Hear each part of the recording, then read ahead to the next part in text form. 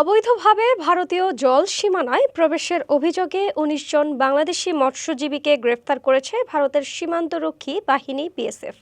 BSF সূত্রে জানা গেছে, সুন্দরবনের ভারতীয় অংশের উত্তাল নদীতে দীর্ঘক্ষণ ধাওয়া করে তাদের আটক করা হয়। ধৃত মৎস্যজীবীরা বাংলাদেশের বরিশাল বিভাগের ভোলা জেলার পুরালিয়া গ্রামের বাসিন্দা। মাছ ধরার ট্রলার ও জাল সহ তাদেরকে আটক করা হয়েছে।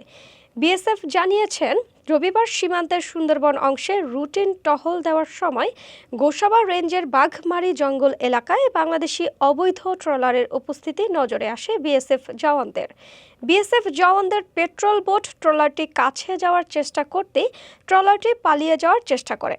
দ্রুততার সঙ্গে ট্রলারের পিছু ধাওয়া করা হয়। দীর্ঘক্ষণ ধাওয়া করে পরবর্তীতে পাকড়াও করা হয় বাংলাদেশি ট্রলারটিকে। অবৈধ অনুপ্রবেশ এর অভিযোগে আটক করা হয় এতে থাকা ১৯ জন বাংলাদেশি মৎস্যজীবীকে। বাজেয়াপ্ত করা হয় ট্রলারটি। বিএসএফ আরও জানিয়েছেন, আটকের পর দীর্ঘ জিজ্ঞাসাবাদে অভিযুক্তরা অবৈধ অনুপ্রবেশের অভিযোগের বিপরীতে কোনো যুক্তিসঙ্গত কারণ দেখাতে পারেননি।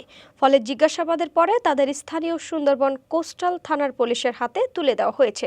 আজ সোমবার তাদের আলিপুর আদালতে তোলা হবে।